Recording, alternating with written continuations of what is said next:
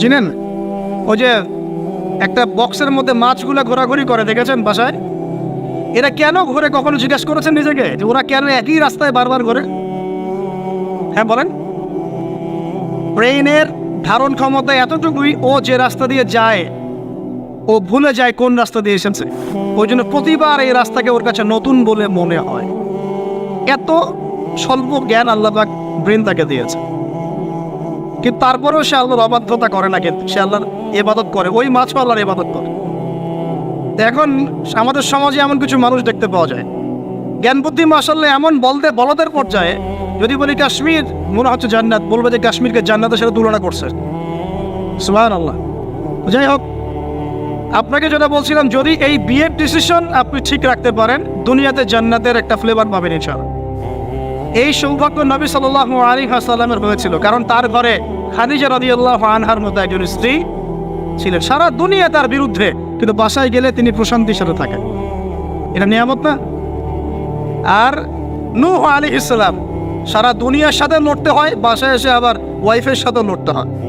নূহ আলাইহিস সালামের ওয়াইফ কিন্তু ঈমানদার ছিলেন, বুঝছেন দাদা? তো এই যে দুনিয়াতে পরীক্ষা। এখন দেখুন, আপনাদেরকে বলতে যাচ্ছি যে রমাদান আমাদেরকে তাকওয়া শিখিয়েছে, মানে আল্লাহ পাকের সমস্ত নিষেধ বর্জন করা। একটা হাদিস বলি, আপনি বুঝতে পারবেন।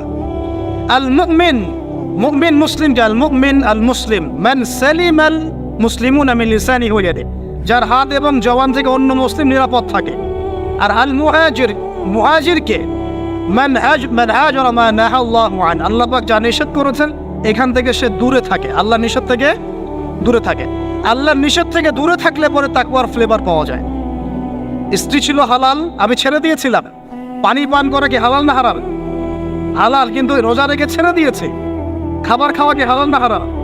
হালাল, রোজা রেখে ছেড়ে দিয়েছে। আল্লাহ পাকের হালালগুলো বর্জন করেছে, হারাম কি করতে পারবো? এই জিনিসটার নাম তাকওয়া। রমজান এই শিক্ষা দিয়ে যায় নাই ভাই? বলেন, রমজান এই তাকওয়ার শিক্ষা দিয়ে যায় নাই? অতএব এই শিক্ষাটাকে সারা বছর ধরে রাখবো ইনশাআল্লাহ। পারা যাবে তো ইনশাআল্লাহ? আল্লাহ আমাকে তৌফিক দেখ, আপনাদের সবাইকে তৌফিক দেখ, যেন সারা বছর যে কাজই করব আল্লাহ সন্তুষ্টির জন্য করব, যে কাজই করব নবীর তরিকায় করব, যেই কাজ আল্লাহর নবী এবং আল্লাহ পছন্দ করেন সেই কাজ বেশি বেশি করব, যেই কাজ আল্লাহ নবী পছন্দ করেন না সেই কাজ করব না। সহজ কথা ইনশাআল্লাহ। আল্লাহ আমাকে তৌফিক দেখ, আপনাদের সবাইকে তৌফিক দান। আর এই কাজটা শুধু নামাজে, রোজায়, হজ জাকাতেই না, বরং আপনার ব্যবসা, আপনার সংস্কৃতি, আপনার পরিবার, আপনার রাজনীতি সবখানেই করতে হবে। এই জায়গায় সমস্যা, এই জায়গায় মানুষ মানতে চায় না। এই জায়গায় বাংলাদেশের মুসলমান এখন দুই ভাগে বিভক্ত হয়ে গেছে। একগুলো হয়েছে মুনাফেক মার্কা, একগুলা মুমিন মার্কা। দুইটা মার্কা এখন স্পষ্ট হয়ে গেছে। মুনাফেক মার্কা কারা? নামাজ, রোজা, হজ জাকাত ইসলাম মানতে চায়, এখানে ইসলাম মানতে আমার কোনো আপত্তি নাই, কিন্তু জীবনের অন্যান্য ক্ষেত্রগুলো যেগুলো পড়ে আছে এখানে ইসলামের কথা বলতে আসেন না, খবরদার। সমস্যা এখানে। তো বিশ্বাস করেন, এদের জন্যই কবরের আযাব অপেক্ষা করছে। কবরের আযাব কেন? এমনি এমনি বলি না এই কথাটা। আব্দুল্লাহ বিন উবাই কি চিনেন নাকি? চিনেন? আব্দুল্লাহ বিন উবাই নাম শুনছেন? সূরা তাওবার অনেক বড় একটা অংশ একে কেন্দ্র করে আয়াত নাযিল হয়েছে। আব্দুল্লাহ বিন উবাই কে ছিল বলেন? মুনাফিকের সর্দার, শুধু মুনাফিকের। এখন বলেন তো, আব্দুল্লাহ বিন উবাই নামাজ পড়তো কিনা? নামাজ পড়তো কিনা? আব্দুল্লাহ বিন উবাই নবীর সাথে উহুদের মাঠেও যাচ্ছিলেন, নবীর সাথে তরোয়াল নিয়ে উহুদের মাঠে যাচ্ছিলেন যুদ্ধ করতে। রাস্তা থেকে ব্যাক করেছে যদিও বা, যাচ্ছিল তো নাকি? আচ্ছা, আব্দুল্লাহ বিন উবাই মসজিদে গিয়ে নামাজ পড়তো না বাসায় নামাজ পড়তো? কোন মসজিদে? যেই মসজিদে যাওয়ার জন্য আমরা দোয়া করি আল্লাহ আমাদেরকে নবমীতে যাওয়ার তৌফিক দাও, তাই না? ওইখানে কে নামাজ পড়তো? সে নবীকে দেখেছে কি দেখে নাই? নবীর পিছনে নামাজ পড়েছে কি পড়ে নাই? এখন বলেন, তাহলে আব্দুল্লাহ বিন উবাই কেন জাহান্নামে যান? কেন তার কবরের সামনে নবীকে দাঁড়াতে আল্লাহ নিষেধ করলেন? কেন বললেন তুমি যদি 70 বার ইস্তেগফার করো মাফ করবো না? কেন বললেন? বলেন। সমস্যা একটাই, সে প্রকাশ্যে ইসলামের কিছু বিধানকে স্বীকার করলেও মন থেকে পরিপূর্ণ ইসলাম কোশ্চিনকালও স্বীকার করে নাই। এরকম লোক যদি আমাদের মধ্যে কেউ থেকে থাকেন, আমার ওয়াজ যদি আপনার কানে চলে যায়, আল্লাহর ওয়াস্তে আজকে তওবা করে পরিপূর্ণ ইসলামে ফিরে আসেন, আল্লাহ পাক তৌফিক দান। আমল করতে পারেন আর না পারেন, কমসে কম স্বীকার করেন যে হ্যাঁ ইসলাম একটা পরিপূর্ণ জীবন বিধান। জাস্ট স্বীকার করেন। আমল না করলে আল্লাহ মাফ করে দেবে ইচ্ছা। আল্লাহ যদি চান আমল না করলেও আল্লাহ তাকে মাফ করতে পারেন, যার আকীদা স্পষ্ট আছে যে ইসলাম একটা পরিপূর্ণ জীবন বিধান। আল্লাহ আমাদেরকে বোঝার তৌফিক দান। আর আমি এটা খুব ভালো করেই জানি যে এই বর্তমান বৈশ্বিক প্রেক্ষাপটে পরিপূর্ণ ইসলাম 100% পালন করা সম্ভব না। যত বড়ই বক্তব্য দেই না কেন, আমি যত বড় বড় কথাই বলি না কেন, না আমার পক্ষে সম্ভব না আপনার পক্ষে সম্ভব। চোখের জেনা বাঁচবেন কিভাবে বলেন? মেয়েদের ফিতনা বাঁচবেন কেমন করে বলেন? বলেন। সুদের ফিতনা কেমন করে বাঁচবেন বলেন? বলেন। সমাজে মারামারি, কাটাকাটি, রাহাজানি, ছিনতাই, হত্যা, ফিতনার তো শেষ নাই। আপনি বাঁচবেন কিভাবে 100%? এখানে সূরা তালাকের একটা আয়াত আমি আপনাকে বলতে চাই, এতে আপনি আশা পাবেন ইনশাআল্লাহ। সেটা কি? আল্লাহ পাক বলেছেন ফাত্তাকুল্লাহা মাসতাতা'তুম। হে মুসলিম মুমিনরা, তোমরা সাধ্যমতো আল্লাহকে ভয় করে চলো। পারা যাবে না ইনশাআল্লাহ? এরপরে বাকিটা আল্লাহকে বলবো, আল্লাহ আমি চেষ্টা করেছি, আমার ভাইরা চেষ্টা করেছে, আল্লাহ আমরা দিনের আমল করেছি, জ্ঞান অর্জন করেছি, দাওয়াতি কাজ করার চেষ্টা করেছি, আল্লাহ এতটুকু পেরেছি, বাকিটা তুমি মাফ করে দাও। আল্লাহ মাফ করবেন ইনশাআল্লাহ। 99টা খুন করার পর যদি আল্লাহ মাফ করতে পারেন, একজন ব্যভিচারিণী মহিলাকে যদি আল্লাহ পাক এক কুকুরকে পানি পান করানোর জন্য মাফ করতে পারে, আমাকে আপনাকে মাফ করতে পারেন না? অবশ্যই পারেন। তবে চেষ্টাটা আল্লাহ পাক দেখবেন। আল্লাহ পাক আমাদেরকে চেষ্টা করার তৌফিক দান করুন। প্রিয় ভাই, 1 নাম্বার রমাদান দিয়ে গেছে কি আমাদেরকে? তাকওয়া। কি দিয়ে গেছে ভাই? ছেড়ে দিব না সারা বছর ধরে রাখবো? তাকওয়া মানে আল্লাহর নিষেধগুলো পা বেঁচে বেঁচে চলা। আল্লাহর নিষেধ যেখানে সেখানে পা দেওয়া যাবে না। আল্লাহ তৌফিক দান করুন। আমিন। রমজানকে চিরসবুজ করে রাখবো ইনশাআল্লাহ, যেটাকে আমরা বলি এভারগ্রিন রমাদান। রমাদান হবে চিরসবুজ ইনশাআল্লাহ। সারা বছরই রমাদানের ফ্লেভার থাকবে ইনশাআল্লাহ। তখনই হবে জীবনটা কিসের মতো? হ্যাঁ, জান্নাতি মানুষের মতো ইনশাআল্লাহ। তখনই হবে জীবনটা জান্নাতি মানুষের মতো। 1 নাম্বার। 2, রমাদান দিয়ে গেছে প্রিয় ভাই আমাদেরকে আল্লাহর জন্য ত্যাগের শিক্ষা। 2 নাম্বার, আল্লাহর জন্য ত্যাগের শিক্ষা মানে রমাদান মাসে আমরা খাবার ছেড়ে দিয়েছি, স্ত্রী সহবাস ছেড়েছি, পানি ছেড়েছি, মিথ্যা কথা বলা ছেড়েছি, মাপে কম দেওয়া ছেড়েছি। কার জন্য ছাড়ছি ভাই এগুলা? মানুষের জন্যে? স্ত্রী সন্তানের জন্যে? সমাজে মানুষ আমাকে একটা বড় হাজী সাহেব ডাকবে এই জন্যে? কার জন্য ছাড়ছি বলেন তো? এই যে আল্লাহর জন্য ত্যাগের মানসিকতা শিখিয়ে গেছে রমাদান, সারা বছর ধরে রাখবো ইনশাআল্লাহ। রাজি আছি? 1 নাম্বার, শাওয়ালে 6 রোজা রাখবো ইনশাআল্লাহ, সারা বছর রোজা রাখার সওয়াব পাবো। 2 নাম্বার, রমাদানের শিক্ষা ছিল তাকওয়া, সারা বছর তাকওয়া ধরে রাখবো ইনশাআল্লাহ। 3 নাম্বার, রমাদান শিখিয়েছে আল্লাহর জন্য ত্যাগের মহিমা। আল্লাহর জন্য আমরা ত্যাগ করা শিখবো, ছেড়ে দেওয়া শিখবো ইনশাআল্লাহ। আর আমি আমার ক্ষুদ্র জীবনে অভিজ্ঞতা থেকে দেখেছি, ছেড়ে দেওয়ার মধ্যে সুখ আছে। আর মনে করেন কেউ আপনি গালি দিয়েছে, তো আপনি অনেস্ট, আপনি সৎ এবং আপনি কোনো অন্যায় করেননি, আপনি মাজলুম, তারপরে আল্লাহর সন্তুষ্টির জন্য ছেড়ে দিলে, আচ্ছা ছাক কিছু দিয়েছে বা ওকে কিছু বললাম না, ছেড়ে দেন। এই ছেড়ে দেওয়ার মধ্যে যে এত সুখ, এটা আপনি বুঝতে পারতেন না। এই সুখটা উপলব্ধি করেছেন স্বয়ং রাসূল সাল্লাল্লাহু আলাইহি ওয়াসাল্লাম। মক্কা বিজয়ের দিন ওই যে বহু মানুষ এসে কি বলেছিল? কি বলেছিল? ভয়ে কাঁপছে যে রাসূল সাল্লাল্লাহু আলাইহি ওয়াসাল্লাম তাদেরকে আবার মৃত্যুদণ্ড দেন কিনা। আছে না? আল্লাহ নবী বললেন যে লা তাসরিবা আলাইকুমুল ইয়াউমা, তোমাদের উপর আজকে আমার কোনো অভিযোগ নাই। ওয়া আনতুমুত তুলাকা, তোমরা মুক্ত, যাও, ছেড়ে দিল। এটা শান্তি। ইউসুফ আলাইহিস সালামের ভাইরা কুয়াতে ফেলে দিয়েছিল না? সেখান থেকে মিশরের বাজারে, সেখান থেকে রাজপ্রাসাদে, সেখান থেকে জেলখানায়, জেলখানা থেকে রাষ্ট্র ক্ষমতায়। কি লাইফ ট্র্যাজেডি, লাইফের ট্র্যাজেডি দেখেছেন? এখন ইউসুফ আলাইহিস সালাম যখন শেষে ভাইদেরকে চিনলেন, তিনি কি ভাইদের প্রতি প্রতিশোধ নিয়েছেন? বলেছেন যাও, মাফ করে দিলাম, ছেড়ে। এটাই শান্তি। আল্লাহর জন্য ত্যাগের মহিমার মধ্যে শান্তি আছে। আল্লাহ পাক আমাদেরকে ত্যাগ করার তৌফিক দান। তাই বলে সব জায়গায় আবার ত্যাগ করা যাবে না, এটাও মাথায় রাখতে হবে। বুঝতে পারছেন না কথা? মনে করেন যে আপনার পরিবারে আপনার বোনকে কেউ টিস করেছে, না বুঝতে পারি, ছেড়ে দিব? যা বাবা তুই টিস করেছিস, যা দিলাম, ছেড়ে। দেখো, মনে করেন যে কারো সমাজের মধ্যে কাউকে ধর্ষণ করা হচ্ছে, না বুঝতে পারি না, আর আমরা বলবো যে যাক মানবতা দেখালাম, ছেড়ে দিলাম। ইসলাম তো মানবতা ধর্ম, যাও ছেড়ে দিলাম, বললাম হবে? সব জায়গায় ইসলাম মানবতা শেখায় নাই, কারণ কোনো জায়গায় মানবতা না শেখানোটাই ফরজ। একজন চোরের উপর আপনি কি মানবতা দেখাবেন? একজন ধর্ষকের উপর আপনি কি মানবতা দেখাবেন? যে আরো ধর্ষণ কর বাবা, যা উৎসাহ দিবেন? একজন খুনি, আপনি কি তাকে মানবতা দেখাবেন না ফাঁসি দিবেন? তো এই যে কিছু মানুষ এখন বলে ইসলাম মানে শান্তি, আর শান্তি মানে শান্তির সুবাতাস, বুঝছেন? ওরা ওই যে ইসলাম থেকে বদর, উহুদ, খন্দক, খায়বার সব কাট করে ফেলছেন। এগুলো ইসলামে নাই।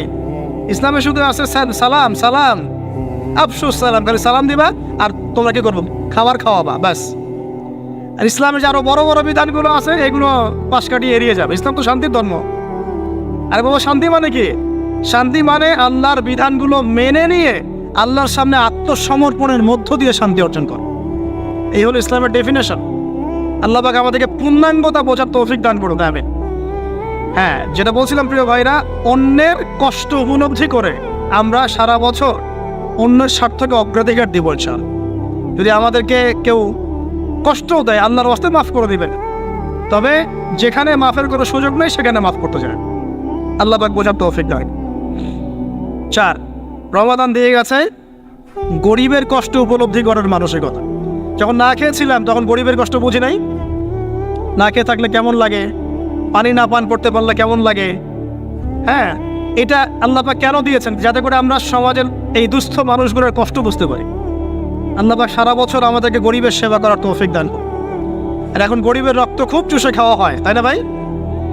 গরিবের রক্ত চোষা একটা সমাজ চলতেছে, আর রক্ত চোষা একটা অর্থনীতি চলতেছে। এই অর্থনীতির জনক বাংলার মাটিতে না, এই অর্থনীতির জনক পশ্চিমের। এটা সারা বিশ্বে ফর্ম করা হয়েছে। এর মধ্য দিয়ে গরিবের রক্তকারী চুষতে থাকবে। কারা চুষবে? পুঁজিবাদীরা। কারা চুষবে? এটা আবার কি? কোনো ওয়াজে তো শুনি নাই পুঁজিবাদ আবার কি জিনিস। এটাকে ক্যাপিটালিজম বলে। পুঁজিবাদ মানে সমাজের একটা অংশের মানুষের কাছে ধন সম্পদ কক্ষীভূত হবে, বাকিরা আস্তে আস্তে গরিব হতে থাকবে দিন দিন। এটা হচ্ছে কিনা? সমাজে এই স্তরবিন্যাসটা বাড়ছে কিনা? এই তো ঢাকা শহরে গিয়ে দেখেন না, বড় বড় কিছু জায়গা, গুলশান, বনানী, বাড়িধারা, এই বসুন্ধরা, দেখবেন খালি টলেস্ট বিল্ডিং, প্রতিযোগিতা। আর একটা বড় অংশ দেখবেন খালি বস্তি। এই যে দেখছেন তারতম্য, দেখছেন? এটা সারা বিশ্বে হচ্ছে সুদের কারণে। কিসের কারণে ভাই? 1 নম্বর সুদের কারণে, 2 নম্বর দুর্নীতির কারণে, 3 নম্বর হচ্ছে এই যে বোগাস একটা মনিটরি সিস্টেম চলছে এর কারণে। এটা বোঝেন খুব ভালোই যে কি দিতে হবে, খাদ্যদ্রব্য দিতে হবে, দিরহাম দেওয়া যাবে না, ফেতরা, তাই না ভাই? এটা তো খুব ভালোই বোঝেন। তো নবী সাল্লাল্লাহু আলাইহি ওয়াসাল্লাম যে গোল্ড দিনার আর সিলভার দিরহাম ইউজ করতেন, আপনি এখন কাগজের টাকা ইউজ করেন কেন? বলেন এখন, কথা বলেন। এটা তো খুব ভালোই বুঝলেন যে খাদ্যদ্রব্য দিয়ে ফেতরা দিব। খাদ্য দিয়েছেন নবী, খাদ্যই দিব। চাল দিয়েছেন, চাল। খেজুর, কিসমিস। তাহলে নবী তো দিনার আর দিরহাম ইউজ করেছেন, তা আপনি এখন কাগজের টাকা ইউজ করেন কেন? আমি যে 5-10 বছর আগে বলছিলাম যে এই সিস্টেমটার মতো সমস্যা আছে, তখন তো খারেজি মানলেন ফতোয়া। এখন এতটুকু বুদ্ধি মাথায় আসে না? দিনার দিরহাম এটাই ইসলামিক কারেন্সি। আমরা যেগুলো চালাচ্ছি এগুলো ইসলামিক কারেন্সি নয়, কিন্তু পুরো বৈশ্বিক প্রেক্ষাপটে আমরা মানতে বাধ্য হচ্ছি। ইসলামিক খেলাফতই ইসলামিক পলিটিক্যাল ভিউ, কিন্তু সারা বিশ্বে খেলাফত নাই, আমরা মানতে বাধ্য হচ্ছি। ডেমোক্রেসি, সেকুলারিজম মানতে বাধ্য হচ্ছি। এটা বাধ্য হয়ে আমরা করছি, কিন্তু তাই বলে তো ইসলামিক জিনিস আর অন ইসলামিক জিনিস একাকার হয়ে যায় নাই, হয়ে গেছে। পর্দা, শরিয়া পর্দা পুরো উপর থেকে প্রতিষ্ঠা নাই, অনেকেই বেপর্দায় চলছে। আমরা তো বেপর্দা সমাজে চলতে বাধ্য হচ্ছে কি না? এটা বাধ্য হয়ে আমরা করছি, কিন্তু কেউ কি মেনে নিয়েছে এটা? এই ইন্টেলেকচুয়াল ল্যাকিংসের কারণেই তো আজকে এই অবস্থা। প্রিয় ভাইয়েরা, বোঝার চেষ্টা করেন গভীর থেকে। রমাদান মাস গরিবের কষ্ট উপলব্ধির মাস ছিল। আল্লাহ পাক আমাদের সবাইকে গরিবের কষ্ট বোঝার তৌফিক দান করুন। আর আল্লাহর ওয়াস্তে চেষ্টা করবেন গরিব মানুষকে খাওয়ানোর, এতিমের দায়িত্ব নেয়ার। প্রত্যেকটা এলাকায় এতিমখানা গড়ে তোলেন, এতিমদেরকে ফ্রি পড়াশোনার ব্যবস্থা করেন, তাদেরকে কোরআন শেখান, তাদের পিছনে টাকা ইনভেস্ট করেন, তাদের মাথায় হাত বোলান। আল্লাহ রহম করবে ইনশাআল্লাহ। আল্লাহ তৌফিক দান করে দেবেন। এরপরে রমজান শিখিয়ে গেছে আমাদেরকে 5 নাম্বার। বেশি লম্বা করবো না, আমি আপনাদেরকে বিরক্ত করতে যাচ্ছি না, আমি 10টা পয়েন্ট বলছি। 5 নাম্বারটা দেখুন, এটা মনোযোগ দেন, এটা খুব ইম্পর্টেন্ট। রমজান দিয়ে গেছে কোরআন। রমজান কি দিয়ে গেছে ভাই? এটাই তো সবচেয়ে বড় কথা নাকি? রমজানের সবচেয়ে বড় কথা কি? এই মাসে কি হয়েছে? কোরআন নাজিল হয়েছে। তো রমজান মাস চলে গেছে, আমরা কি কোরআনটাকে এখন বন্ধ করে রেখে দিব ভাই? রমাদান মাসে কারা কারা কোরআন খতম করেছেন হাত তোলেন দেখি। সুবহানাল্লাহ, মাত্রই কয়জন? রমাদান মাসে কোরআন খতম করেছেন কারা কারা? অন্তত একবার। আল্লাহু আকবার। আল্লাহ আমাদেরকে মাফ করুন না, আমিন। আল্লাহ আমাদেরকে মাফ করুন না। আমি খুবই হতাশ হলাম। রমাদান মাসে কোরআন অন্তত একটা বার তো খতম করা উচিত ছিল নাকি ভাই? আচ্ছা, রমজানের সম রাখেন কেন জানেন? রমজান মাসে কোরআন নাজিল হয়েছে, এটা রমজানের সম্মান। আল্লাহ পাক বলেন নাই শাহরুর রমাদান আল্লাযী উনজিলা ফীহিল কোরআন? আল্লাহ পাক বলেন নাই রমজান সেই মাস যেই মাসে কোরআন নাজিল হয়েছে? ইন্না আনজালনাহু ফী লাইলাতিল কদর, কদরের রাতে আমি কোরআন নাজিল করেছি। তাহলে রমাদান মাসে কোরআন পেয়েও যারা কোরআন পড়লো না, বুঝলো না, খতম করলো না, আমি তাদের জন্য আফসোস ছাড়া কিচ্ছু করতে পারছি না। আচ্ছা যাই হোক, যা করেছেন করেছেন, তওবা করা যাবে তো ইনশাআল্লাহ? আমার সাথে বলেন আস্তাগফিরুল্লাহ আল্লাযী লা ইলাহা ইল্লা হুয়াল হাইয়ুল কাইয়্যুম ওয়া আতুবু ইলাইহি।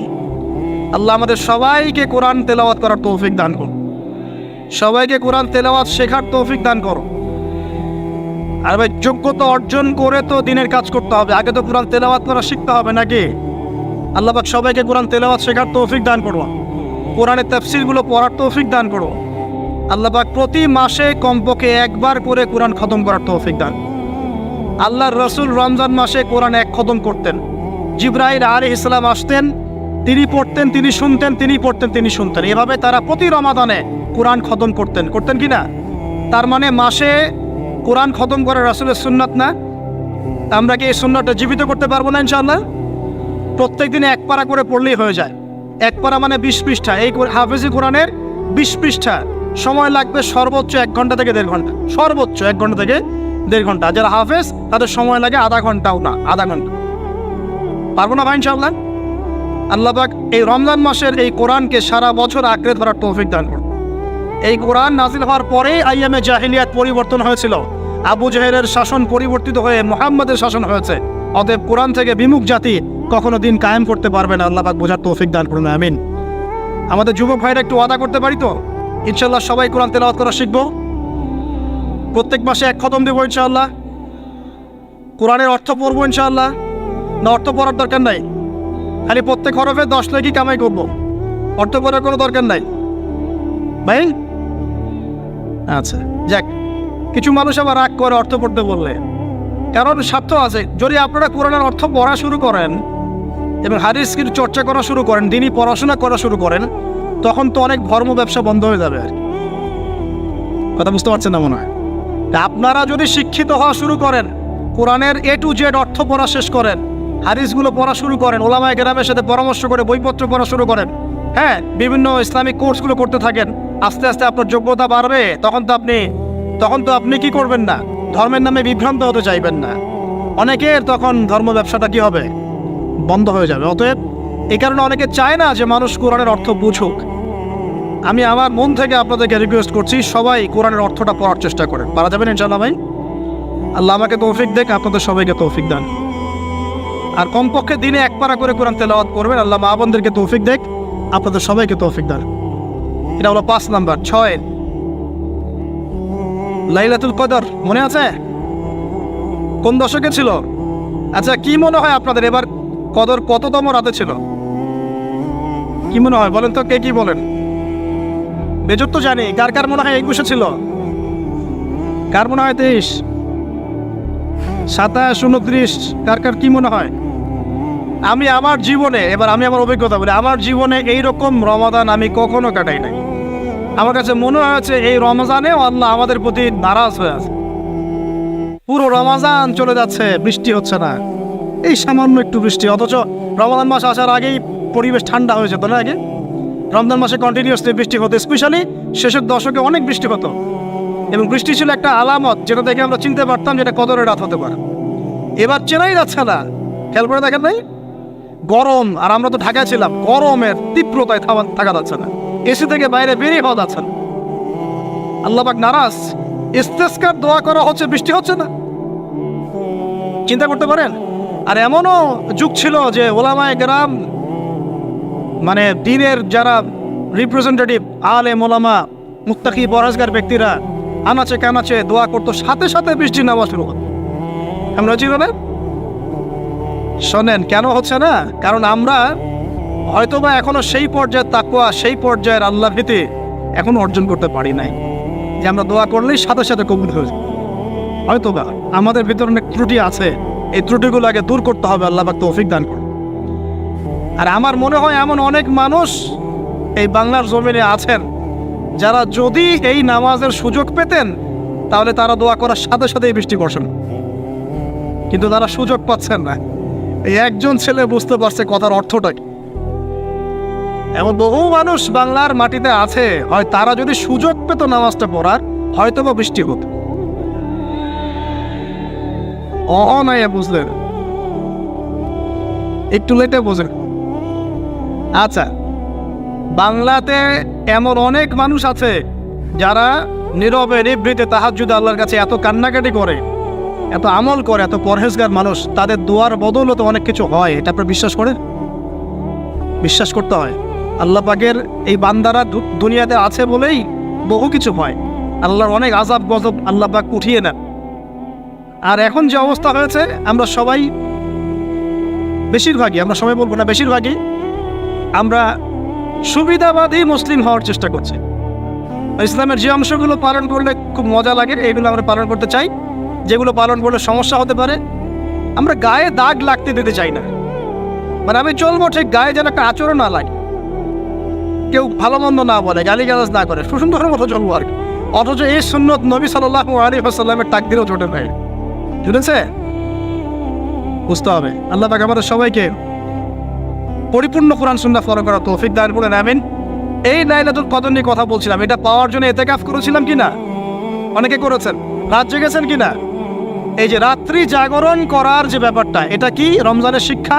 রমজানের ছেড়ে যাওয়া একটা চেতনা কেমন? রাত জাগরণের মধ্য দিয়ে আল্লাহকে পাওয়া যায়।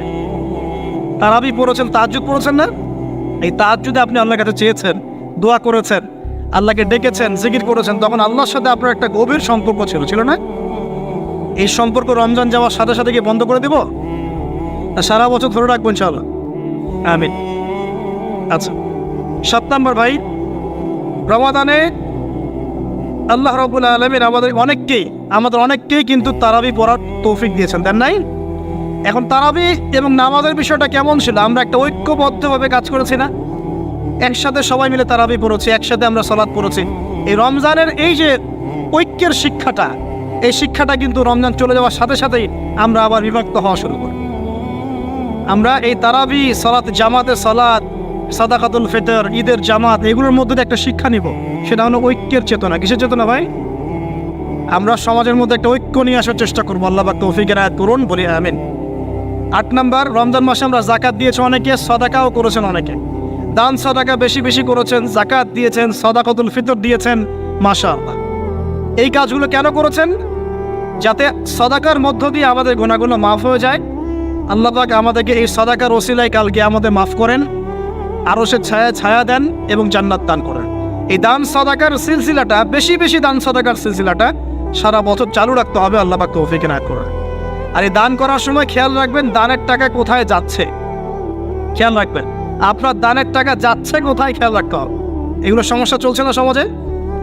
দান কোথায় করবেন খেয়াল রাখবেন, কোন জায়গায় দান করলে আপনার দানটা সঠিকভাবে ইউটিলাইজ করা হবে এবং ইসলামের পথে এটা কাজে লাগানো হবে, এটা খেয়াল রাখবেন। আপনার দানটা সঠিকভাবে ব্যয় হচ্ছে কিনা। এই জন্য আমি পরামর্শ দিই, আগে আপনি আপনার আত্মীয়দের হক আদায় করেন, গরিব আত্মীয় স্বজনকে বেশি বেশি দান করার চেষ্টা করেন, তাদেরকে যাকাত দেওয়ার চেষ্টা করেন। এরপর ফি সাবিলিল্লাহ, দিনের কাজগুলো যেগুলো হয়, দিনের মসজিদ, দিনের মাদ্রাসা, দিনী মেহনত, দিনী অ্যাসোসিয়েশন, দিনী কোনো প্রজেক্ট, এইগুলোতে আপনি বেশি বেশি দান খয়রাত করার চেষ্টা করেন। আল্লাহ পাক তৌফিক দান করেন, আমিন। 8 নম্বর, 9, তারাবি, তাহাজ্জুদ, নামাজ, এগুলো আমাদেরকে ঐক্যের চেতনা শিখিয়েছে। আমরা শাওয়াল মাস আসার সাথে সাথে যেন এগুলো ভুলে না যাই। এবং ওই যে প্রথমে বলেছিলাম যে রমাদান মাসে কেবলা পরিবর্তন হয়েছে, একটা নতুন জাতির উত্থান ঘটেছে, মানে ইহুদি খ্রিস্টান জাতির সাথে আমরা বিচ্ছেদ ঘোষণা করেছি। এখন সারা বছর আমরা যেন তাদের কৃষ্টি কালচার এগুলো ফলো করা শুরু না করি। কেবলা পরিবর্তনটা মানে কি? মানে ওদের সাথে আমরা চলবো না, আমরা নতুন কেবলা নিয়ে এসেছি, নতুন জাতি আমাদের। এখন আমরা কি আমাদের জীবনের বিভিন্ন ক্ষেত্রে আমরা কি ওদের আদর্শ, ওদের নীতি, ওদের রীতি এগুলো ফলো করতে পারি? পারি না। যদি কেউ করি তাহলে কেবলা পরিবর্তন অর্থ আমরা বুঝতে পারি নাই। এটা আমাদের খুব ভালো করে আয়ত্ত করতে হবে। আর সর্বশেষ যে কথাটা বলতে চাই সেটা হলো, রমাদান মাসে ওই যে বদরের যুদ্ধ হয়েছিল, মনে আছে? ওই যে প্রথমে বলেছিলাম, তো বদরের যুদ্ধটা ছিল জালেমের বিরুদ্ধে মাজলুমের অবস্থা। আবু জেহেলরা জালেম ছিল না, নবী সাল্লাল্লাহু আলাইহি ওয়াসাল্লাম তারা মাজলুম ছিলেন না। এই যে মাজলুমের লড়াই জালেমের বিরুদ্ধে, এটা সারা বছর কন্টিনিউ থাকতে হবে। এটা কেমন? আমাদের সবার নফসই এখন জালেম, জালেম কি না? নফস তো চায় উড়ে বেড়াতে, আল্লাহর বিধান মানতে চায় না, নামাজ পড়তে চায় না, দান সদকা করতে চায় না, যাকাত দিতে চায় না, সব দুনিয়াবি বিষয়ে ব্যস্ত থাকতে চায়। নফসকে আগে কন্ট্রোল করেন, নফসের জুলুমগুলো আগে দমন করেন। পরিবারে বহু জালেম আছে না? পরিবারের মধ্যে জুলুম বন্ধ করেন। তারপরে আস্তে আস্তে অর্থনীতি ব্যবসায় আসেন, এখানে জুলুম আছে না? এই জুলুম বন্ধ করার চেষ্টা করেন। তারপরে সমাজের মধ্যে অনেক জুলুম হয় না? এই জুলুমগুলো বন্ধ করার চেষ্টা করেন। বদরের চেতনা মানে হচ্ছে সর্বস্তরের জুলুমের বিরুদ্ধে মাজলুমের একটা অবস্থান। এই চেতনা রমজান শিখিয়েছে। তো প্রিয় ভাইরা, এই রমাদান চলে গেছে ঠিকই, আমাদের কাছে দিয়ে গেছে প্রথমত শাওয়ালের 6 রোজা, রাখবো তো ইনশাআল্লাহ। দিয়ে গেছে আমাদেরকে তাকওয়া অবলম্বনের মাধ্যমে আল্লাহ ভীতি অর্জন করবো তো ইনশাআল্লাহ।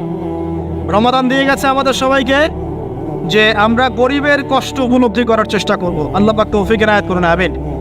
4 নম্বর রমজান দিয়ে গেছে আল্লাহর জন্য ত্যাগের একটা মহিমা।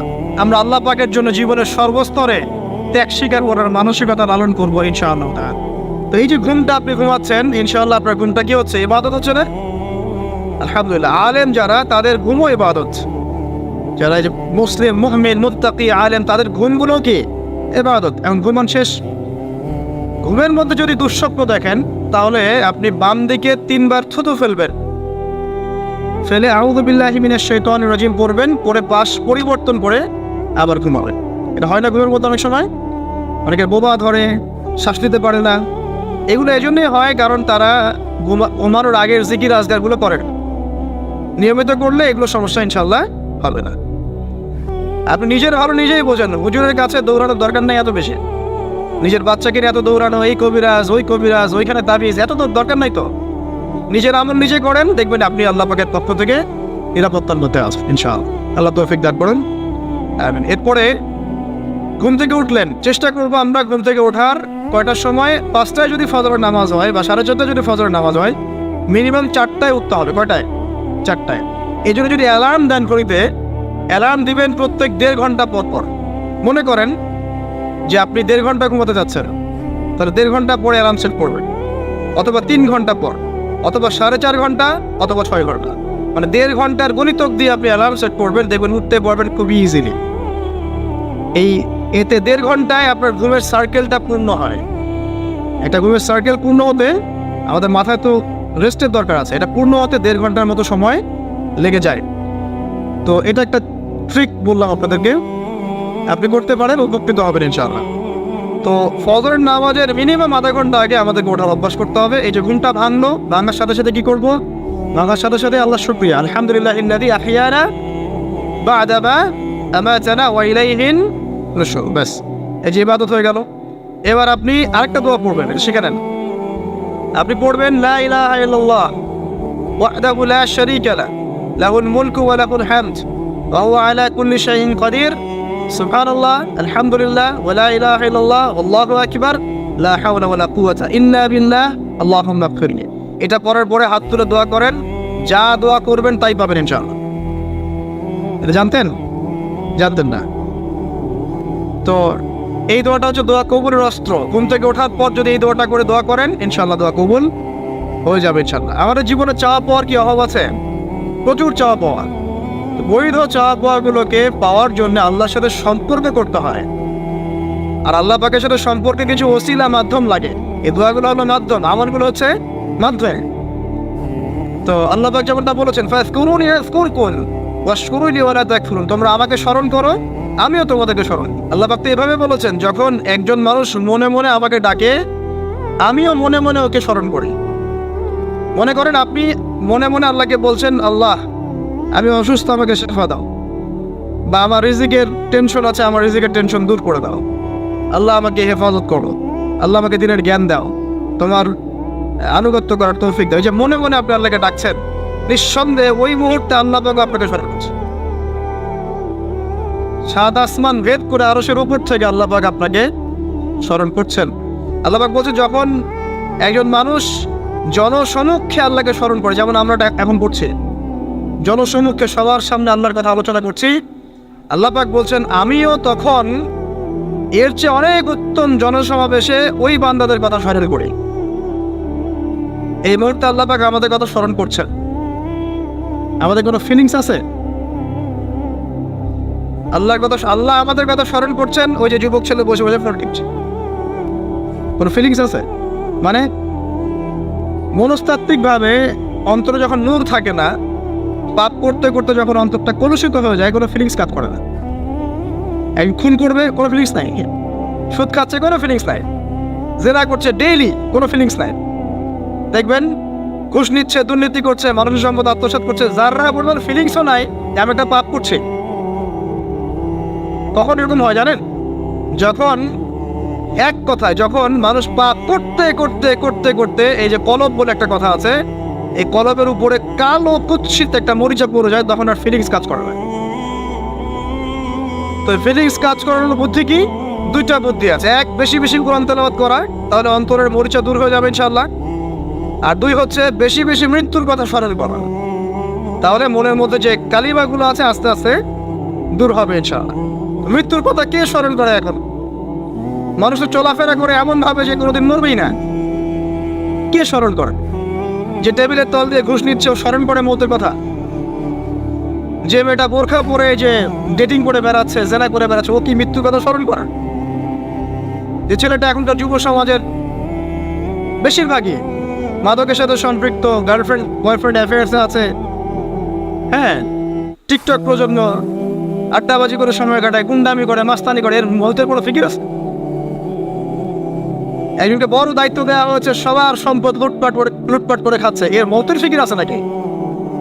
এর মধ্যে ফেরাউনি চেতনা এসেছে, আনা রব্বুকুম বলে আলা, আমি মহান রব, আমি তোমাদের মহান রব। ওদের মধ্যে ওই চেতনা কাজ করছে যে সূরা মুমিনুনে যেটা বলা আছে যে আমরা এখানেই জন্ম নেই, এখানেই মারা যায়, আমরা পুনরুত্থিত হব না। ইন হিয়া ইল্লা হায়াতুনা দুনিয়া নামুতু ওয়া নাহইয়া ওয়া মা নাহনু বিমাবউসিন। আমরা এই দুনিয়াতেই বাঁচি, দুনিয়াতেই মরি, আমাদের কোনো পুনরুত্থানের কিছু নাই। এদের চেতনায় মরেন। কে ফিকির করে মত?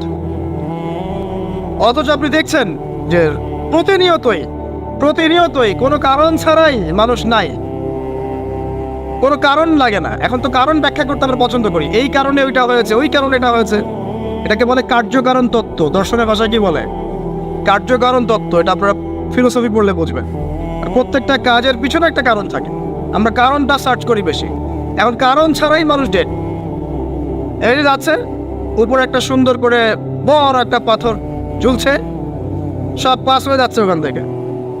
মানে রাস্তায় কাজ চলছে, উপরে আবার একটা ঝুলছেও, আর মানুষ আবার অন্যস্তে যাতায়াত করছে। তো যারা রাখছে ওদের ইন্টেলেকচুয়াল অবস্থা চিন্তা করেন, আর যারা আমরা তল দিয়ে যাচ্ছি তারও অবস্থা চিন্তা করেন।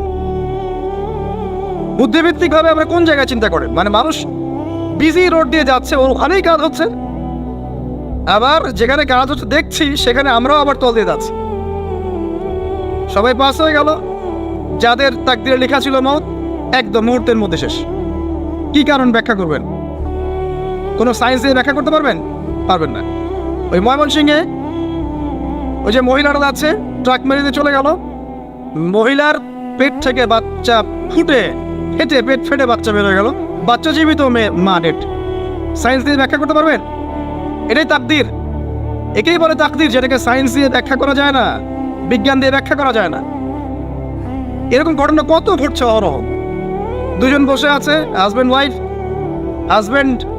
হাজব্যান্ডের যাওয়ার কথা, হাজব্যান্ড ওয়াইফের গাড়িতে বসছে, আর ওয়াইফ হাজব্যান্ডের গাড়ি ড্রাইভ করছে। আর এই হাজব্যান্ডের দুশ্মন যে ছিল, সে টার্গেট করেছিল যে ওই লোকটাকে গুলি করে মারবে রাস্তায়। যেহেতু ওয়াইফ হাজব্যান্ডের গাড়ি ড্রাইভ করছে, রাস্তায় ওয়াইফ ডেড, হাজব্যান্ড জীবিত। তাকদির। তো তাকদিরকে কি আপনি এই ভাগ্যটা কি আপনি সায়েন্স দিয়ে ব্যাখ্যা করতে পারবেন? সম্ভব? অহরহ এরকম মৌতের ঘটনা ঘটছে। তারপরেও দেখবেন যুবকদের এই বিলাসিতা, এই মানে আড্ডাবাজি, মেয়েদের পিছনে ঘোরা, এই যে মাদক সেবন করা, টিকটক করা, বুদ্ধি প্রতিবন্ধী প্রজন্মের মতো, এগুলো থামছে না। কোনো শিক্ষাই তারা নিতে যাচ্ছে না। বয়স হয়ে গেছে, অনেক বয়স, দেখবেন ওই যে চায়ের দোকানে বসে ক্যারাম খেলছে। বুড়া মানুষ, তার হায়াতের কতদিন বাকি আছে আল্লাহ ভালো জানেন। দেখবেন দিব্যি কোনো টেনশনই নাই, ক্যারাম বোর্ড খেলছে, ওখানে লুডো খেলছে। দেখেন আর যে আপনাদের গ্রামাঞ্চলে যে চায়ের স্টলগুলো আছে, দেখবেন ওই যে টিভি ছেড়ে রেখে দিবে, ঘন্টার পর ঘন্টা টিভি চলছে, মানুষ চা খাবে 1 কাপ আর টিভি দেখবে 5 ঘন্টা। ওর যে হায়াতের কোনো মূল্যই তার কাছে নাই, যে আল্লাহ পাক তাকে একটা সময় দিয়ে পাঠিয়েছেন, কোনো ফিলিংসই নাই। অথচ মানুষ প্রতিদিন, দিনে রাতে, প্রত্যেক দিন মানুষ অহরহ মারা যাচ্ছে। যাদের ভিতরে মৌতের চিন্তা আছে তারা কিন্তু পাপ কম করলেও ফিরে আসে আল্লাহর দিকে, কারণ তাদের প্রতি মৌতের ফিকির আছে। আর যাদের মৃত্যুর কোনো চিন্তা নাই, তারা এই রাজনীতি বলেন, অর্থনীতি বলেন, সমাজনীতি বলেন, আর এই পরিবার আর ধর্ম বলেন, সমস্ত ক্ষেত্রে পাপ করে বেড়াবে, কোনো ফিকির নেই। আল্লাহ পাক আমাদেরকে মৌতের ফিকির করার তৌফিক দান করুন এবং পরকালের জীবনটাকে আসল জেনে দুনিয়ার কাজগুলো করার তৌফিক আল্লাহ পাক দান। আসেন, তো এবার আপনি শুকরিয়া আদায় করছেন, আলহামদুলিল্লাহ ইল্লাযী আহইয়ানা বা'দা মা আমাতানা ওয়া ইলাইহিন নুশুর। আধা ঘন্টা আগে ঘুম থেকে উঠেছেন, এখন কি করবেন? বাথরুমে যাচ্ছেন। এই বাথরুম করাটাকে দুনিয়াবি কাজ না? এই কাজটা ইবাদত হবে যদি আমি ঢোকার সময় বাম পা দিয়ে ঢুকি আর বলি, কি বলি? আল্লাহুম্মা ইন্নী আউযু বিকা মিনাল খুবসি ওয়াল খাবাইস। এখন বাথরুম করতে আপনার 10 মিনিট লাগুক আর 15 মিনিট লাগুক আর 5 মিনিট লাগুক, এই পুরো সময়টা নেকি পাবে না। সুবহানাল্লাহ। আর কি চাই? বের হব, এখন বের হওয়ার সময় কি বলবো? উফরানাকা, নেকি পাচ্ছেন। একটা দোয়া আছে, আলহামদুলিল্লাহ ইল্লাযী আযহাবা আনিল আযান ওয়া আফানি উফরানাকা। এবার আপনি ওযু করবেন। ওযুটা ধীর স্থির ভাবে করবেন, তাড়াহুড়া করবেন না। ওযুর প্রত্যেকটা অঙ্গ প্রত্যঙ্গ 3 বার করে ধোয়ার চেষ্টা করবেন। শুধু মাথা মাসে হবে কয়বার? 1। ওযু করার পরে আপনি হাত তুলে আল্লাহর কাছে দোয়া করুন। ওই সময়টা কখন? রাত 4টা থেকে 4:30 বাজে, তাই না? তার মানে আল্লাহ রাব্বুল আলামিন এখন প্রথম আসমানে আছেন। কিভাবে আল্লাহ পাক আছেন সেটা আল্লাহর উপর ছেড়ে দেন, আমাদের এটা নিয়ে ব্যাখ্যা করার দরকার নাই, চিন্তাও করার দরকার নেই। আল্লাহ পাক বলেছেন আমি নেমে আসি, বাস নেমে আসি। এত বেশি বুদ্ধিজীবী হওয়ার দরকার নাই। খুব বেশি বুদ্ধিজীবী হয়ে গেলে আমার মানুষ খেয়ে হারিয়ে ফেলে, অত দরকার নাই। শুনেছি, মেরেছি, ব্যাস যথেষ্ট। আল্লাহ পাক নেমে আসেন, কি বলেন? আল্লাহ বলেন যে কেউ কি আছো আমার কাছে কিছু চাইবে, আমি দিব। কেউ কি আছো যে আমাকে ডাকবে, আমি তোমার ডাকে সাড়া দেবো? কেউ কি আছো আমার কাছে কোনো কিছু দোয়া করবে? হ্যাঁ, হাজত আছে, আমি পূরণ করে দেব। এভাবে আল্লাহ পাক ফজর পর্যন্ত বলতেই থাকেন। বলেন তো, আমাদের কোনো ফিকির আছে? আমরা সবাই ঘুমাই কয়টা? 1টায়, না 2টায়, না 3টায় ম্যাক্সিমাম এখনকার। আমি যে বিষয়টা নিয়ে কথা বলছি এটা খুবই কঠিন। 9টা থেকে 10টার মধ্যে বা 11টার মধ্যে ঘুমাতে হবে, এটা খুবই কঠিন বিষয় এখনকার জেনারেশনের কাছে।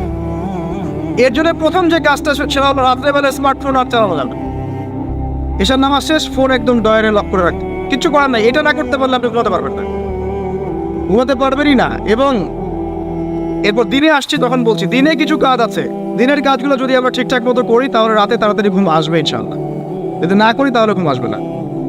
তো শেষ রাতে আল্লাহ পাক আসমানে নেমে আসেন, প্রথম আসমানে, এবং এই আহ্বান করতে থাকেন। তাই ওই সময় ওযু করার পরেই আপনি হাত তুলে আল্লাহর কাছে দোয়া করা শুরু করেন। আপনার যত চাওয়া পাওয়া আছে আল্লাহর কাছে ঢেলে দেন, ইনশাআল্লাহ আল্লাহ রাব্বুল আলামিন আপনাকে খালি হাতে ফেরাবেন না ইনশাআল্লাহ। আল্লাহ পাক তো এমন করে বলেছেন যে কেউ হাত তুলেছে আল্লাহর কাছে আর আল্লাহ পাক সেটাকে খালি ফিরিয়ে দিবেন, এটাতে আল্লাহ লজ্জা বোধ হয়।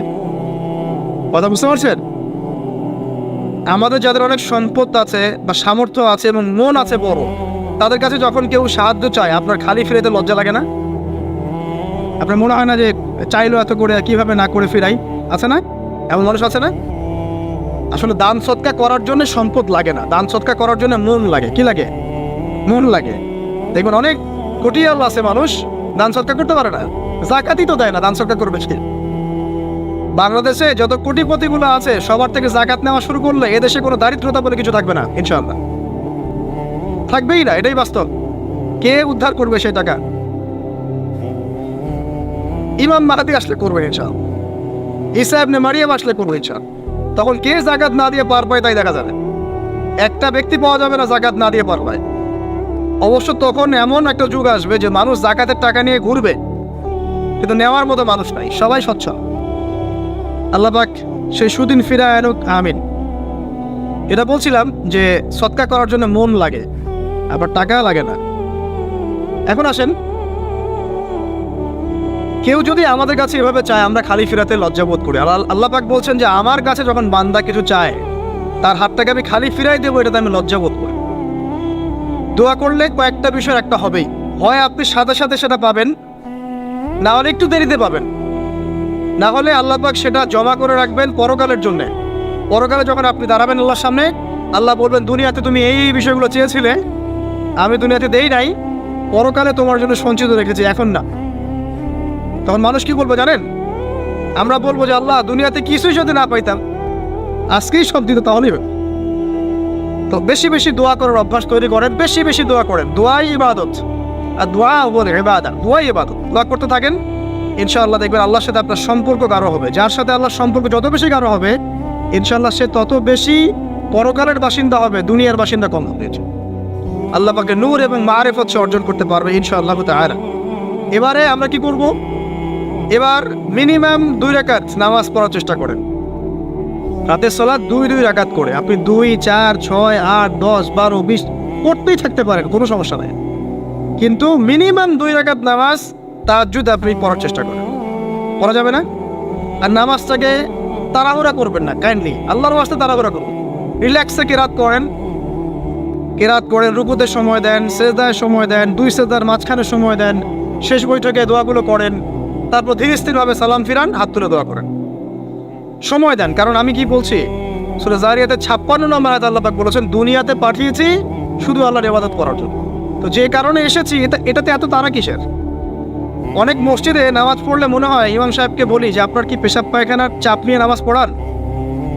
এমন অনেক মসজিদে নামাজ পড়েছি, মনে হয় ইমাম সাহেবকে ডেকে একটু কানে কানে বলি যে ভাই আপনার কি পেশাব পায়খানার চাপ আছে? আর 4 রাকাত নামাজ 3 মিনিটে শেষ, 4 রাকাত নামাজ 4 মিনিটে শেষ, এত তাড়াহুড়ার কি আছে? হ্যাঁ, জামাতে নামাজ সংক্ষিপ্ত করতো, তাই বলে কি এত সংক্ষিপ্ত নাকি রুকু করার টাইম পাওয়া যায় না, সেজদা করার টাইম পাওয়া যায় না?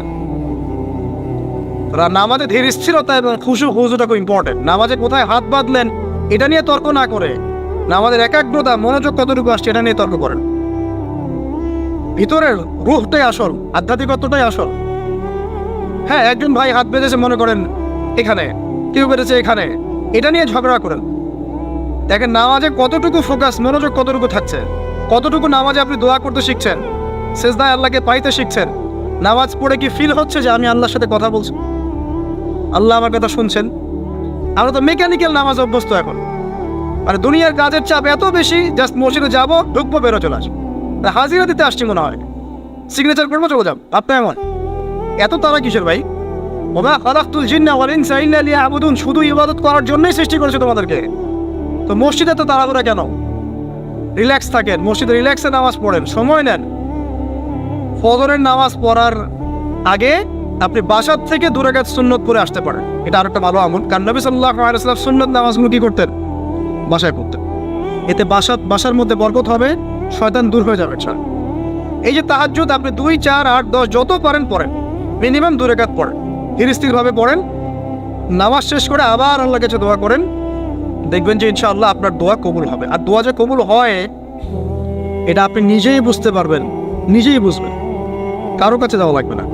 এবার ফজরের সালাতের সময় হয়ে গেল, আজান হচ্ছে, আজানের জবাব দিব, দিয়ে বাস হেঁটে হেঁটে মসজিদ, প্রত্যেক পদক্ষেপ হেঁটে যাব আর দোয়া করব। কি দোয়া করব? যে আল্লাহ আমাকে নূর দান করো। কি দান করো? আল্লাহুম্মা ইজআল ফি কলবি নূরা ওয়া ফি লিসানি নূরা ওয়া ফি সামঈ নূরা ওয়া ফি বাসরি নূরা ওয়া আন ইয়ামিনি নূরান ওয়া আন শিমালি নূরান ওয়া মিন ফাওকি নূরা ওয়া মিন তাহতি নূরা আল্লাহুম্মা ইজআল ফি নাফসি নূরা। মানে এর অর্থ হচ্ছে আল্লাহ আপনি আমার ডানে বামে সামনে পিছনে শরীরে আত্মায় দেহে সবখানে আল্লাহ আপনার নূর দান করুন। নূর কেন? কারণ দুনিয়ার মধ্যে অনেক অন্ধকার, অন্ধকার না, সব জাহিলিয়াতের অন্ধকার। এখানে পথ চলতে হলে নূর লাগবে, আলো লাগবে। এটা কে দিবে? আল্লাহ দিবে।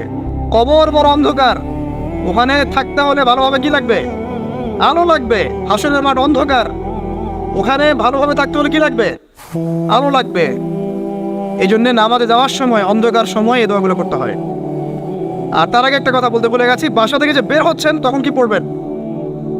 কি পড়বেন? বিসমিল্লাহি তাওয়াক্কালতু আলাল্লাহ ওয়ালা হাওলা ওয়ালা কুওয়াতা ইল্লা বিল্লাহ। এটা পড়ে বের হলে শয়তান দূরে চলে যাবে, ফেরেশতা আপনার কাছে চলে আসবে। এবার নামাজে আসলাম, জামাতের সাথে নামাজ পড়বেন, ফজরের নামাজ, এবং ফজরের সালাতের কেরাতটা লম্বা করার চেষ্টা করুন। এটা সুন্নাত, ফজরের সালাতের কেরাত লম্বা করার সুন্নাত। এবং নামাজ শেষ হওয়ার সাথে সাথেই উঠেও চলে যাবেন না, নামাজ শেষ এবার আপনি ওখানে বসে থাকবেন, বসে বসে জিকির আজকারগুলো করবেন। কি কি জিকির করবেন আমি কয়েকটা আপনাদেরকে শিখিয়ে দিচ্ছি, বাকিগুলো আপনারা কিতাব থেকে শিখে নেবেন। সালাম ফেরানো শেষ, প্রথমে একবার আল্লাহু আকবার, তারপর 3 বার আস্তাগফিরুল্লাহ আস্তাগফিরুল্লাহ আস্তাগফিরুল্লাহ। এরপরে পড়বেন আল্লাহুম্মা আনতাস সালাম ওয়া মিনকাস সালাম তাবারাকতা ইয়া যাল জালালি ওয়াল ইকরাম পড়বেন। তারপর আল্লাহুম্মা আইন্নি আলা যিকরিক ওয়া শুকরিকা ওয়া হুসনি ইবাদাতিক। এরপরে পড়তে পারেন আয়াতুল কুরসি, যেটা একটু আগে বলেছি, তাসবিহাত সুবহানাল্লাহ আলহামদুলিল্লাহ আল্লাহু আকবার 33 পরে কালিমা শাহাদা, অথবা 10-10-10ও পড়ার দলিল আছে। এরপরে পড়বেন সুবহানাল্লাহি ওয়া বিহামদিহি আদাদা খালকিহি ওয়া রিদা নাফসিহি ওয়া জিনাতা আরশিহি ওয়া মিদাদা কালিমাতি 3 বার, এটা 3 বার। তারপর 3 কুল 3 বার করে, সূরা ইখলাস 3 বার, ফালাক 3 বার, নাস 3 বার, সূরা হাশরের শেষ 3 আয়াত একবার। এরপরে পড়বেন সাইয়্যিদুল ইস্তিগফার, মানে সমস্ত ইস্তিগফারের শ্রেষ্ঠ ইস্তিগফার। এটা কোনটা? আল্লাহুম্মা আনতা রাব্বি লা ইলাহা ইল্লা আনতা খালাকতানি আনা আবদুক ওয়া আনা আলা আহদিক ওয়া ওয়াদিক মাস্তাতা'তু আউযু বিকা মিন শাররি মা সানা'তু আবুউ লাকা বিনি'মাতিকা আলাইয়া ওয়া আবুউ বিযামবি ফাগফিরলি ফাইন্নাহু লা ইয়াগফিরু যুনুবা ইল্লা আনতা। এটা যে পড়বে সকালে পড়ে যদি রাতের মধ্যে মারা যায় জান্নাত ইনশাআল্লাহ, আবার সন্ধ্যায় পড়ে যদি সকালের আগে মারা যায় জান্নাত ইনশাআল্লাহ। এত বড় অস্ত্র, এত বড় একটা সুযোগ। এরপরে পড়বেন আমার পছন্দের কয়েকটা, আউযু বিকালিমাতিল্লাহি তাম্মাতি মিন শাররি মা খালাক 3 বার। এটা যদি আপনি পড়েন আপনি দৃশ্য অদৃশ্যের ক্ষতি থেকে বেঁচে থাকবেন ইনশাআল্লাহ।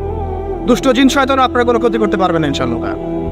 আর একটা খুবই শক্তিশালী দোয়া আছে, সেটা হলো বিসমিল্লাহিল্লাযী লা ইয়াদুররু মা ইসমিহি শাইউন ফিল আরদ ওয়ালা ফিস সামা ওয়া হুয়াস সামিউল আলিম 3 বার করে। এইটা যে পড়বে, এই যে জিন বলেন, ভূত বলেন, যে পেতনি বলেন, যেগুলো আমরা ভয় পাই, ঠিক আছে, চোখ লাগা বলেন, বদনজর বলেন, যা যা আছে, হিংসুকের হিংসা, কোনো কিছুই আপনার কোনো ক্ষতি করবে না। এবং ইনশাআল্লাহ আপনি হঠাৎ মৃত্যুবরণ থেকে বেঁচে থাকবেন ইনশাআল্লাহ। হঠাৎ মৃত্যুবরণ, এটা কিন্তু সবার জন্য নিয়ামত না, এটা সবার জন্য নিয়ামত না। তারপরে আসেন, এরপর পড়বেন 10 বার লা ইলাহা ইল্লাল্লাহ ওয়াহদাহু লা শারীকা লাহু লাহুল মুলক ওয়া লাহুল হামদ ওয়া হুয়া আলা কুল্লি শাইইন কাদির। এটা 10 বার পড়লেও হবে। আর যদি 100 বার পড়তে পারেন তাহলে আপনার চেয়ে বেশি নেকি কেউই অর্জন করতে পারবে না। যদি 100 বার এই দোয়াটা কেউ পড়ে সারা দিনে, লা ইলাহা ইল্লাল্লাহ ওয়াহদাহু লা শারীকা লাহু লাহুল মুলক ওয়া লাহুল হামদ ওয়া হুয়া আলা কুল্লি শাইইন কাদির, ওই দিন শয়তান তার কাছে আসবে না।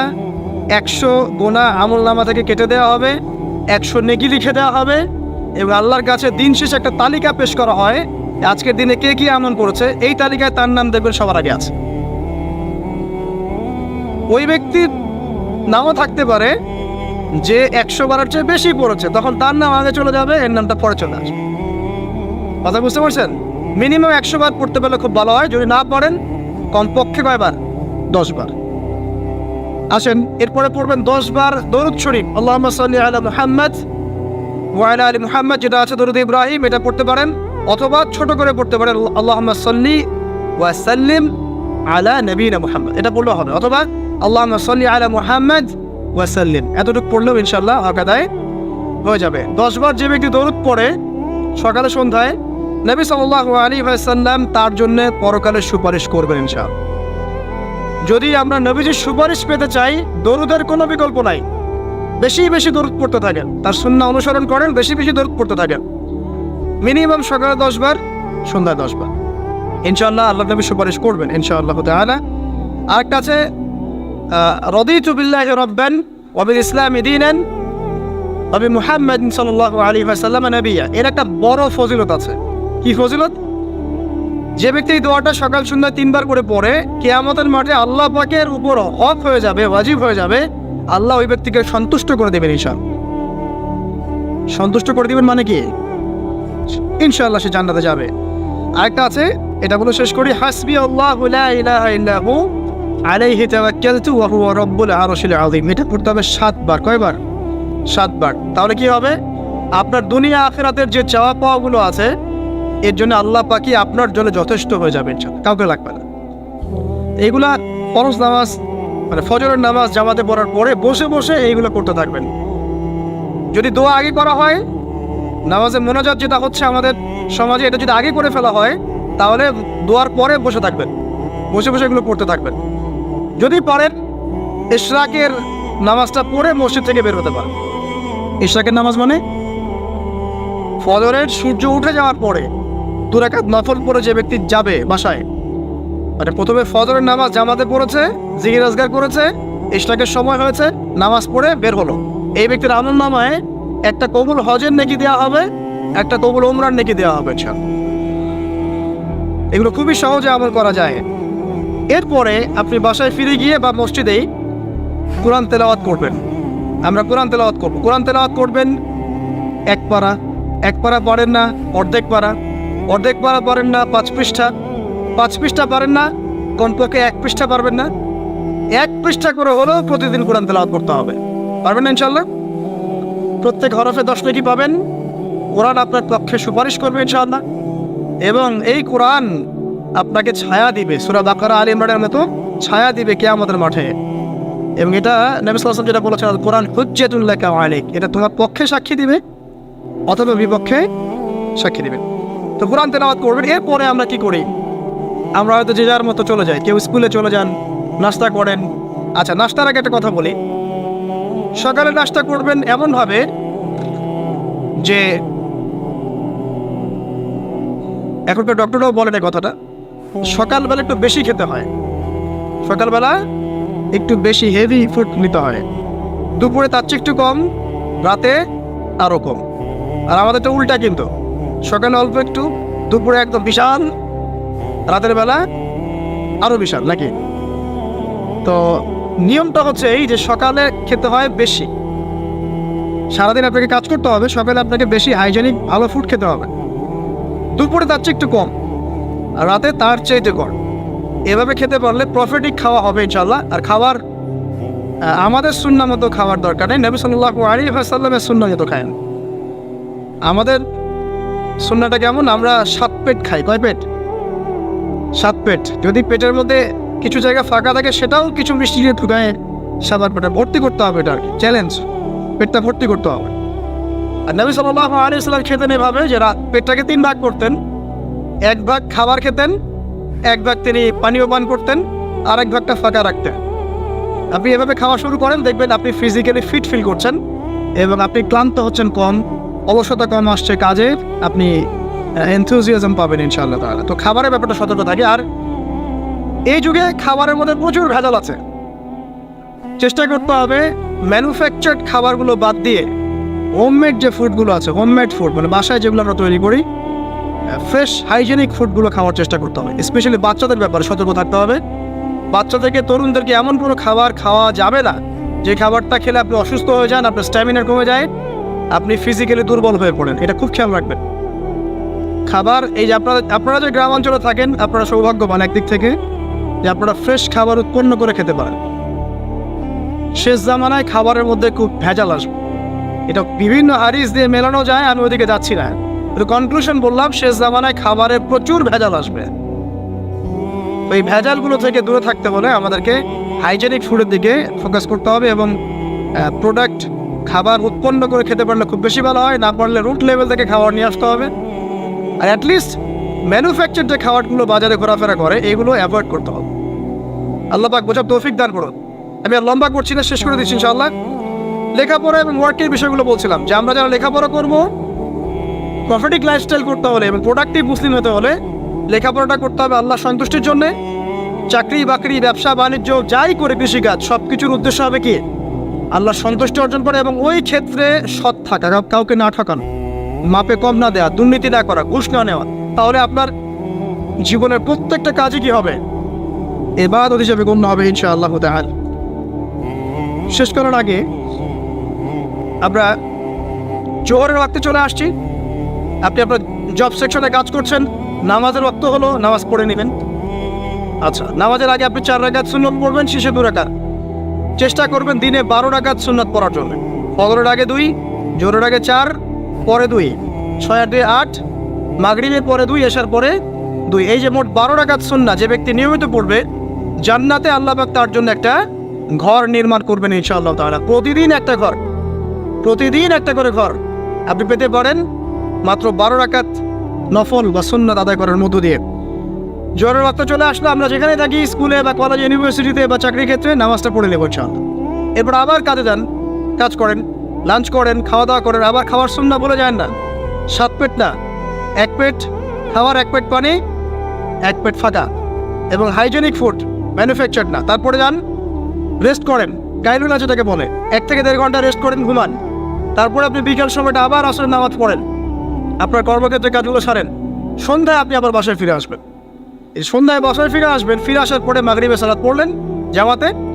পড়ার পরে বিকেল টাইমটা, মাগরিবের আগে বিকেল টাইমটা আপনি ঘুরতে যান, পরিবারকে সময় দেন, বাচ্চাদেরকে সময় দেন, একটু দিনী ভাইদের সাথে বসেন। ওই সময় যদি কোনো হালাকা অ্যারেঞ্জ করা যায়, মসজিদ ভিত্তিক তালিমে বসেন, 2টা হাদিস পড়েন, কোরআন একটু দার্স নেন, বা অনলাইনে কোনো লেকচার শুনেন বা বই পড়েন, কিছু একটা করেন। আর পরিবারকে সময় দেন। পরিবারকে সময় দেওয়ার পর মাগরিবের ওয়াক্ত হয়ে যাওয়ার পরে, মাগরিবের নামাজ শেষ, ফজরের পর আপনি যে আমলগুলো করেছেন মাগরিবের পর, সেই আমলগুলো আবার করতে হবে, সেম কাজ। এভাবে করতে করতে দেখবেন 1 ঘন্টা চলে গেল। বাসায় গিয়ে আপনি পরিবারকে সময় দেন, আপনার অফিসের কাজ, হোমওয়ার্ক, স্কুলের কাজ, ইউনিভার্সিটির কাজ, এগুলো শেষ করেন। শেষ করার পরে আপনি রাতের খাবার খেয়ে নেন, খেয়ে নিয়ে আবার চলে আসেন মসজিদে, এশার নামাজ পড়েন, পড়ে বাসায় গিয়ে জাস্ট ঘুমেন, আর দেখা দেখি নাই। তখন আপনি আবার দেখবেন ফজর ওই 4টা 3টে উঠতে পারবেন, তাহাজ্জুদ পড়তে পারবেন, ফজর পড়তে পারবেন, আবার আপনার দিনটা লম্বা হবে ইনশাআল্লাহ।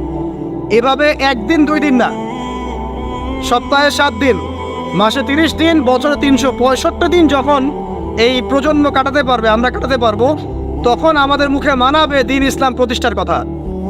তার আগে আমাদের মুখে এসব কথা মানায় না। এখন আমাদের মুখে এসব কথা এখন মানাচ্ছে না, কারণ আমরা তো আমলই করছি না, আমাদের ঈমান আকীদা ঠিক নাই, আমাদের প্রফেটিক লাইফস্টাইলই তো নাই, নবী সাল্লাল্লাহু আলাইহি ওয়াসাল্লামের মতো লাইফস্টাইলই তো নাই আমাদের। তাহলে আমাদের দ্বারা কেমন করে দিনের পতাকা আল্লাহর জমিনে প্রতিষ্ঠিত হবে বলেন তো দেখি। এভাবে যখন একটা উম্মাহ গড়ে উঠবে, খুবই ডিফিকাল্ট, এটা কিন্তু অনেক বড় চ্যালেঞ্জ। এটাই সবচেয়ে বিগ টাস্ক, যে এই আমরা যারা আছি, আমাদের ইয়াং তরুণ প্রজন্ম, আমাদের মা বোন, বাচ্চা কাচ্চা এবং আমাদের বৃদ্ধ, সবাই মিলে যখন এইভাবে মুভ করবে, তখন দেখবেন একটা জাতি সকাল থেকেই সজাগ, সকাল থেকেই জাতি সজাগ। যেমন একটা চমৎকার একটা আইন করা হয়েছে না, রাত 8টায় সব বন্ধ, খুবই ভালো কথা। কেউ অ্যাপ্রিসিয়েট করুক না করুক, আমি শুরুতেই বলেছি আলহামদুলিল্লাহ, খুব ভালো। অ্যাটলিস্ট এখন 10টায় ঘুমাতে পারবো, তারপরেও দেখবেন 3টার আগে ঘুমাচ্ছে না। কিন্তু আপনি মদিনায় গিয়ে দেখবেন ফজরের পর থেকেই সব কিছু লাইভ, স্কুল, কলেজ, দোকানপাট, অফিস সব ওপেন। কারণ আমাদের উম্মত, এই উম্মতের জন্য ফজরের পরের সময়টাতেই বরকত রাখা হয়েছে। যে সময়টা আমরা পাই না, আমাদের সকাল হয় 11টায়, আমাদের সকাল হয় 10টায়, কর্মক্ষেত্র শুরু হয় 10টায়। এই জন্য সকাল ওই যে 5টা থেকে 10টায় এই বরকতটা আমরা পাই না। এভাবে যদি আমরা নিয়মিত 24 ঘন্টা কাটাতে পারি, ওই যে আয়াতটা বলেছি, ওয়ামা খালাকতুল জিন্না ওয়াল ইনসা ইল্লা লিয়াবুদুন, আমি জিন এবং মানুষকে শুধুমাত্র আমার ইবাদত করার জন্যই সৃষ্টি করেছি। এই আয়াতটার হক আদায় হবে ইনশাআল্লাহ, ব্যক্তি জীবন সুন্দর হবে ইনশাআল্লাহ, আমাদের পরিবারগুলো সুন্দর হবে ইনশাআল্লাহ, আমাদের যুব সমাজ একটা গতি পাবে, হ্যাঁ, এবং তারা প্র্যাকটিক্যাল বাস্তব বিষয়গুলোকে নিয়ে ব্যস্ত থাকবে, অবাস্তব অনেক জিনিসগুলো পিছনে ছুটবে না। আমাদের সমাজটা সুন্দর হবে ইনশাআল্লাহ। আস্তে আস্তে দেখবেন উম্মার একটা বড় অংশ ইনশাআল্লাহ আযজা ওয়া জাল আগামী দিনগুলোতে দিনকে এগিয়ে নেওয়ার জন্য এবং দিনকে আল্লাহর জমিনে প্রতিষ্ঠার জন্য শক্তি, মেধা, মনন, তাদের এনথুজিয়াজম সব কিছু আল্লাহর সন্তুষ্টির জন্য ঢেলে দেওয়ার প্রয়াস পাবে ইনশাআল্লাহ।